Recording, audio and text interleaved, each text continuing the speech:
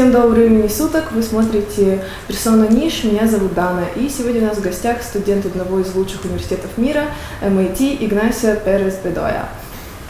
Hola. Hola. ¿Qué tal? So, Ignacio, why have you chosen MIT? Well, I mean, there's a lot of reasons. I mean, first of all, since I was in primary school, I knew that I liked science and mathematics. And while I was in high school, I started to participate in science Olympiads. And well, I went to some like international stages, and some of the people that I knew from those stages then also were applying to universities in the United States. Also, I had family in the US, and they told me, oh, there are some good universities here. And just by using the internet, I mean, I read lots of things about universities, in particular MIT.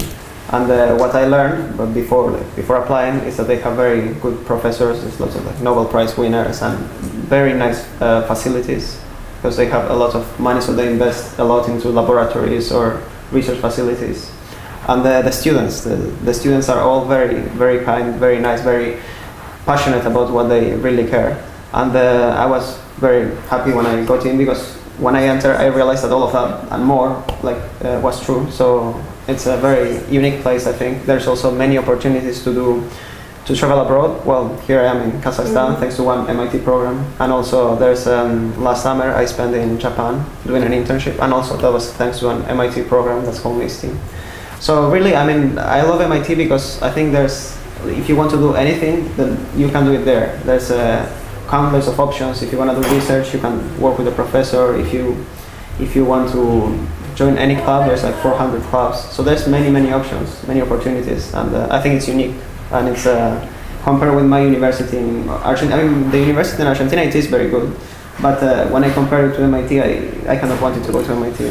Yes, it makes sense. Like it's the best university in the world. Yeah, especially for what I study computer science and physics, and I think really that's the perfect place for me. Like sometimes they say like you match with the university, and I think my match was MIT. Yes, that makes sense. Can you tell us about your impression about Kazakhstan and Petropavlovsk? Mm-hmm. Well, like the first thing I realized is that everyone is super nice. Like it's from when we arrived in Astana at the airport, and then we traveled to Petropavlovsk in train. It was like 6 hours, and I was in a compartment. I tried to learn a little bit of Russian, but I was in a compartment with 3 like strangers who spoke Russian, and I tried speaking with them, and we started talking for about like 2 hours, and they didn't know me, and then they were put the effort into like trying to understand my poor Russian. And from that moment, like then we traveled to also Astana and Almaty, and every time we needed something, like we didn't know what a hostel was, and we asked people, and everyone was super nice and friendly. Here also all the students are very friendly, all of the professors. So like the first impression was that everyone in Kazakhstan is super friendly with you and super like a they have like hospitality is a good virtue of them. And also, well, when I went to Almaty and Astana, and even here there's very nice, beautiful landscapes. Yeah, I think the most lasting impression is the kindness of the people, and I'm glad that. Yes, hospitality is kind of key feature of Kazakhstani people. So yes. Were there any expectations about your exchange program here? Well, I mean, one of the goals are at least for my part as a student. And are to try to get experience in teaching high school students. So that's something, well, in my previous in Argentina, I taught for a few years to students who wanted to enter my high school, and I taught them mathematics.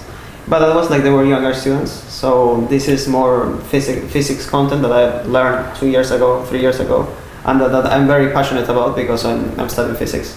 So it's for me an opportunity to try to because one thing is to understand the physics, and the other thing is try to explain the physics, and the other person understands you.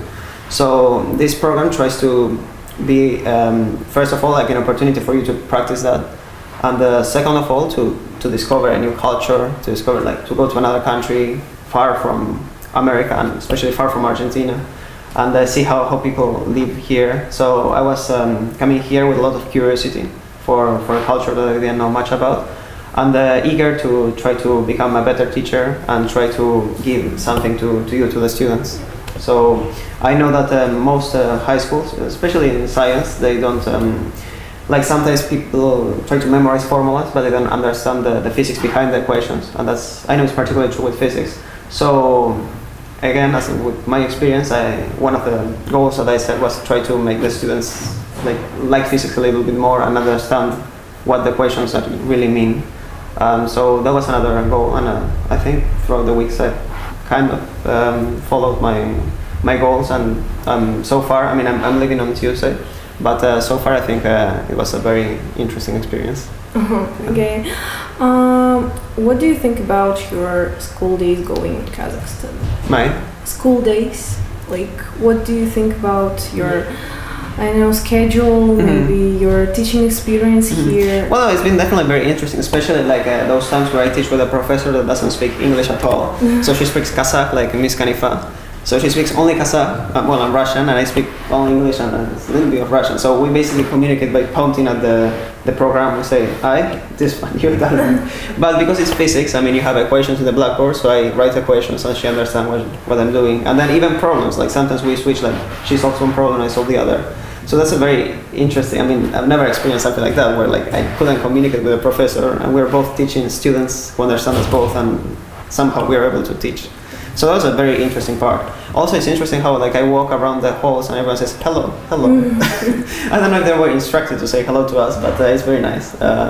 Yeah, like it's how like students come up to me with like questions about the university or physics. So yeah, it's definitely been like very fun here. Also, like we got to play football with like Nurbolat and the administration. Or we got to last time like I played tennis with my host family. Well, my host family has been great. It's been like Samambie and Arujan.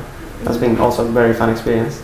But yeah, so far I enjoyed it very much. Also, like all of the facilities that you have outside of class. So I went to the gym a few times. Also, there's a piano, so I played the piano a few times, and the sports center. So yeah, I think this school is actually very nice. I mean, my school was one of the best in Argentina, but this is very much like it, I think. So good job. Yeah, I think the students here are like very happy. They have these dance competitions and stuff, and I also got to see part of that. And yeah, I found it a very interesting experience. Yeah, I didn't expect this school to be so nice, but yeah, it has a lot of modern things, and I'm happy. Okay, you're the winner of many international Olympiads. So, do you have some secret? Well, I'm not the winner. I mean, I am a participant and I won some medals, but lots of people from different countries participate. So I got some recognition, but not the absolute winner, first of all. But yeah, I mean, I think I've been asked this before from the students, and I feel like I didn't at any point I say, oh, I want to win a gold medal at this Olympiad. I mean, it's maybe somewhat back in my mind, but the main thing is that my curiosity for physics or for chemistry. I went to the chemistry international Olympiad, and basically even the training I had to choose between Olympiads, and I chose chemistry because I didn't know a lot about it, and I wanted to learn more by doing the training. And yeah, actually I started doing Olympiads. Well, in the first year of high school, because some professor told me, oh, there's something called Math Olympiads, and you can get a trip to a waterfalls, like Iguazu waterfalls, if you go to the national one. And I said, oh, cool, I'll enter. And then when I entered, I said, oh, these programs are very cool, I want to keep doing them. And then with physics and chemistry was a similar thing, so it was an opportunity for me to learn more physics, more chemistry, more science. And that was what I was looking for, because in my high school, it was again a very good high school, but the topics were not super advanced topics. So that was a perfect way for me to try to keep going forward with my studies. And the other reason that why I did so many Olympiads, I guess, is because of the people. I mean, when you go to one of these Olympiads, like even the national one, you get to know people from all over the country or all over the world who share your interests and passions. And that's also a very unique experience, I think. And you have a lot of fun. It's like 10 days, and you have to solve problems maybe 2 days. But then you have fun with friends. You play cards. You go swimming. So, I mean, those were I think the main reasons. Just my drive for knowledge and the interaction with other students and traveling. Why I kept preparing for Olympiads, and I think there's not much more than that. I mean, I sat and studied because I like to do it, and somehow I got the prizes that I got. But I think the important thing is that if you do things that you really enjoy doing it, and then results come, but it's not that you look consistently towards them, but you just follow what you like. Yes, I think it's important too. Did you have a childhood dream? Childhood dream, like what? Like being a superhero? For instance. I mean, not really. I mean, like always. Yeah, I mean, not like a very long-term goal, like being a president or something. Yeah, I mean, just I guess when I was little, I was very curious, but I mean, it was more like a knowledge-based. Like, oh, I want to learn how to do this. Like now, one of my things is I want to learn how string theory works because I want to make a contribution in string theory. Or so maybe that's a goal, but it's not like a super long-term goal. But it's just like something I know I can achieve. Yeah, I mean, I don't remember being honest, like something that I really wanted to do. But other than maybe being a scientist or an engineer, building some robots, Yes. helping humanity. But yeah, I mean, not something like being a president. No, okay. For example, when I was 10, I was watching a cartoon and there was a guy who was super keen on physics and I was like, I want to become like him. So, yes. Yeah, I mean, for me, I think I never had someone, I mean, I watch tennis and I say, oh, Roger Federer plays very well, but I mean, it's not that I want to become like him, but yeah, I mean, I think it's more of just like trying to set goals that are like not too far away so you can go for it. I think that you have already had such question, but where do you see yourself in 10 years? Well, If it's not personal. no, of course. I mean, right now I'm a second year university student at MIT, so once I finish, and I'm doing, as I said, physics and computer science. So when I finish, I'm still not sure if I'll go directly to a PhD. My idea is to do a PhD, like a philosophy doctor at some point. And I'm not even sure if in physics or in computer science. But another possibility is either working at a company or at a startup for a few years. I'm probably related to computer science. Right now I'm very interested in robotics and also, artificial intelligence and machine learning. I'm doing some research in the university right now and with a professor. So maybe I will spend 1 or 2 years doing some kind of work or research in a company or maybe a startup, and then I'll probably go to a PhD sooner or later, before I turn like 24, 25 or so. But yeah, and after that, I don't know if I'll probably see myself more in like a company or a startup than working in academia, but at the same time, like with physics, I mean, I really want to go to academia in physics, so I'll see. Okay. Now it is your favorite part that you were waiting for. Show your talent, you have to sing. I have to sing? Yes. Like, should I sing a cappella? Yes. A cappella? I don't know what to sing. Something in Spanish. Something in Spanish, something from Argentina. Does it have to do the whole song, or can it be?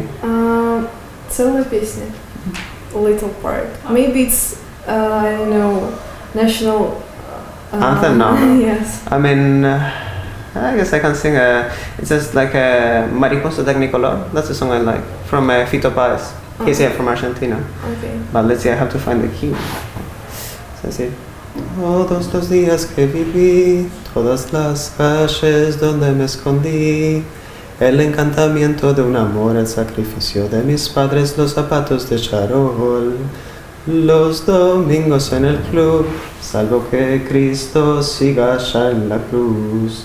Las columnas de la catedral y la tribuna gritan gol el lunes por la capital.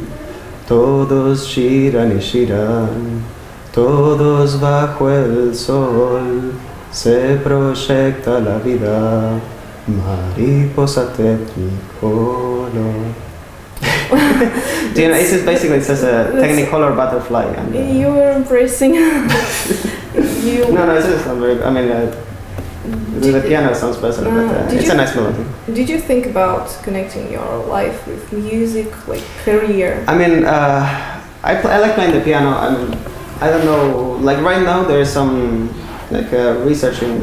Of course, there's always research in many topics, but especially like in music, like how to like programs to like read music and to like play music. You know, you can make a role play the piano. But really, I think I played the piano since I was maybe 10 or 11. I'm not very good, but I enjoy playing new songs and like listening how it sounds. But and actually in university we have that's a cool thing, like a video game orchestra.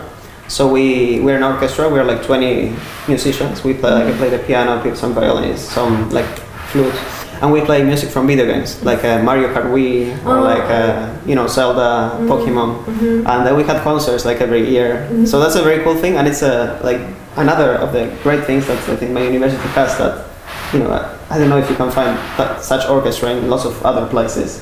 And for me, like as I said, I play the piano because I enjoy doing it, but probably like without this orchestra, I don't know if I would play like continuously. But I really enjoy playing. But like connecting it to research, I haven't thought about it. Maybe in the future, but I think for now I'll just continue playing because I like to. Very relate. Okay. Next is 5 facts about you. I will ask you 5 questions. So they start from your favorite. So who is your favorite actor? Favorite actor? I've never thought about that. Who's my favorite actor? I don't know. I mean, from maybe I know. Recently I watched, well, not so recently, but Sherlock. So maybe Benedict Cumberbatch. Okay. But there's many others. I mean, he's nice. Okay. What is your favorite food? Favorite food? Probably spaghetti. my host mother, my host mother, like Arjan and Samabiek's mother, like she cooks me like different kinds of meat and traditional Kazakh food. But one day she cooked me spaghetti, and then I ate all of the spaghetti and not all of the other food. So then she keeps cooking spaghetti, and I eat them. I mean, when I was a child, like my mother didn't like to cook a lot, so I ate spaghetti a lot, I guess. So then and also salmon, like the fish. Yeah. Fish that you have eaten in Argentina. Yeah, also in Boston. Okay. What is your favorite genre of music? Genre of music? Well, for a long time I think it was like rock, but now I'm trying to play some jazz in the piano, so I'm trying to listen to more jazz, so I'd say jazz. Also I like classical music. It's different to pick favorites. I mean, I normally don't like say just this one, but when I listen to music I switch. I mean, Japanese music, rock, classic. But right now maybe jazz. Yeah. Okay. What is your favorite book? My favorite book? Well, maybe. Well, I don't know if it's my favorite book, but it's one book that probably you've read, Crime and Punishment by Dostoevsky.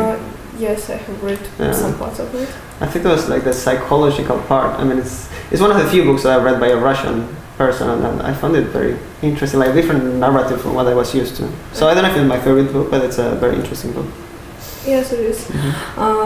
What else books by Russian? Well, no, my mother is a drama teacher, so she had some like drama, so Chekhov.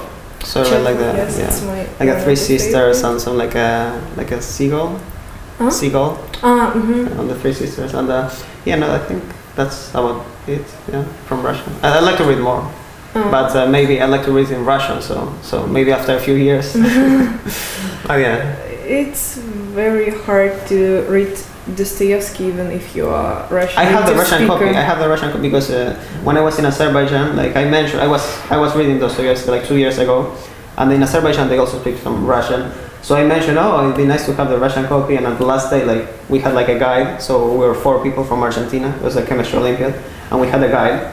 And then after the Olympiad, like the last day, as a present, she gave to me the Russian copy of Crime and Punishment. Was it like Преступление и Наказание? Yeah. So I have the Russian copy actually in Buenos Aires now. But maybe 2 years from now I could read it, or maybe 5 years, I don't know. But it's something I'd like to read definitely before I die. Not to offend and disappoint, but maybe even 7 years. Or 10 years, yeah, before I die. So I have maybe 50 years. Okay, who is your favorite role model? It hasn't to be like real, or it may be fictional character. You see these questions, I don't think much about. I mean, as I said, I like Federer as a tennis player. Like, he achieved a lot. What? Yeah. I mean, I don't know. I think that Richard Feynman, he's a physicist, and he also made some lectures about physics. And I think he also had an interesting personality. So maybe in the physics field, maybe him, Feynman. And other than that, yeah. Well, I guess I have to choose one, so Feynman. Very broad questions. They're not mine. The next part of the program is answering the question which we have received on our school Instagram. So Instagram, huh? I should get an Instagram. So Blondinke/18 asks, what is your 3 main rules of your productivity? 3 main rules? I have to choose 3 rules? I mean, I have no rules, but I can invent 3 rules. 3 main rules of productivity. Well, one of them is definitely do something that you like, because if you don't like something, then you won't work. You say, oh no, I don't want to do it. Another one maybe is go far away from bed, because when I am near my bed, I sleep. So I go to the library, like in university, when I have to study or something, I go to the library or to my research lab. So do something you like. Do it not far away from your bed, and it's always nice, maybe taking breaks, maybe talking with friends or so. That's typically what we do, like sometimes when we do homework or whatever, you study with friends. And for me, actually, I prefer studying by myself, but then at some point, I go and talk with friends, because also if you study for maybe 5-6 hours, then you lose focus kind of. So it's good to take some strategic breaks, and then so it was key 3 main facts for what? For productivity. Yeah, I guess that's to be productive. And could you give some piece of advice by organizing yourself and how to motivate yourself? I think organizing yourself, you have already answered it. I guess, yeah. So how to motivate? For organizing also I write first at least my last semester was very busy, and I write things I have to do in the paper. Lots of people now use iPhones and they a calendar, and I do that sometimes, but for me, I still like to write things on paper. So what do I have to do this week? This, and then I go check it. Yes, very relate. I don't know. I think usually then if I use telephone, I can just switch it and forget about it. But yeah. Paper is more interesting, I guess. Yeah, I mean, and then what else? The 4. How to motivate yourself. I guess I'm a very motivated person, so I don't need much motivation. But again, that comes back to the same thing. If you have passion on what you do, then that's your motivation. That's why finding something that you really like is useful. Anel.Sartorius asks, why have you chosen Kazakhstan in your exchange program, or were you choosing? Well, I mean, for several reasons. One of them, we had to choose for some countries, and I've been to some other countries, and I've never been to Kazakhstan. My roommate last semester in my university, now I live in a single, but last semester it was a double, and he was actually from Kazakhstan, from Karaganda, and he was here until high school. So, and I talked with him a few times about how Kazakhstan is and how different it is from other countries I've been to, like some parts of Europe or Japan or even Argentina. Actually, it has some similarities with Argentina, I think. But and the other reason was that the culture, as I said, was almost unknown to me, other than him. And it was, also you speak Russian, and I'm trying to learn Russian. So I said, well, why not? Maybe what's better than going to a country where they speak Russian, right? To try to learn. And also, I think I had other friends from other countries, and they also told me, why not? From Ukraine and from Russia, I have friends. And the weather is cold. They told me, they all warned me. When I said I'm going to Kazakhstan in winter, they told me it's gonna be cold. And it's minus 32 degrees outside now.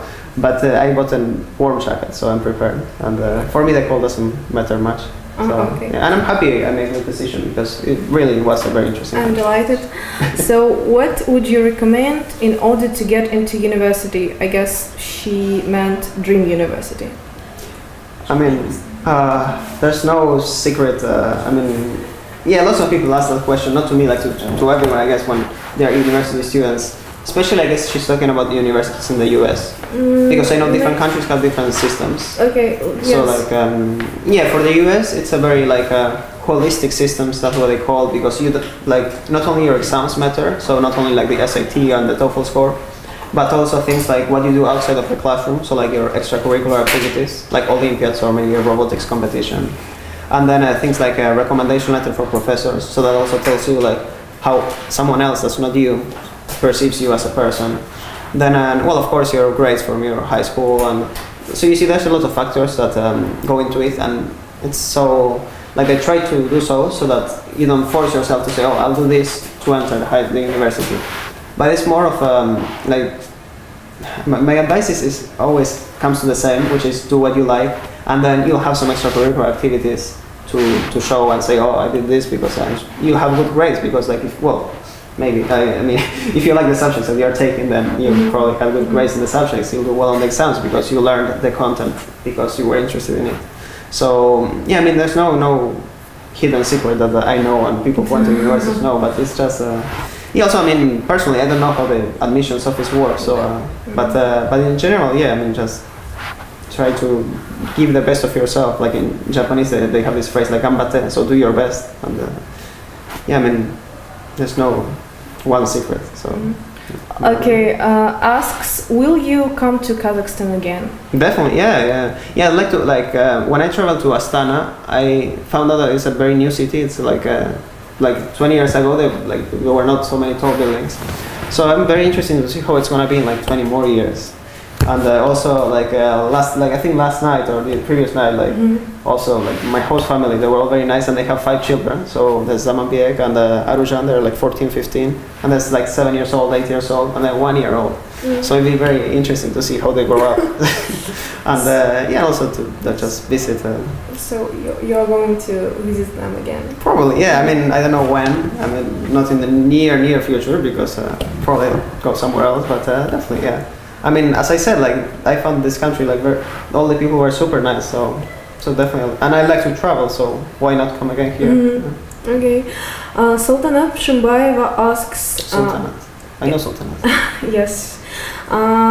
She says, you're the man who has everything. High intelligence, attractive appearance, and so imagine that you have a chance to make 3 wishes.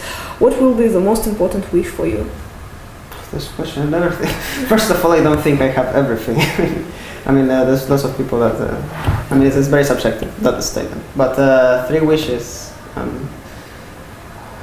don't know. I mean, I guess maybe happiness for people who, like my friends, my family. And so I think, yeah, like in life, you know, lots of, like, you can do lots of goals, you can be, like, very successful, but I think at the end what matters is if you're happy or not. So so if I can be, like, super powerful and give, like, a magic wish, maybe, yeah, that's happiness for the people I care about. Okay. Gracias, Ignacio. De nada. Gracias a vos. Okay. Adios, amigos.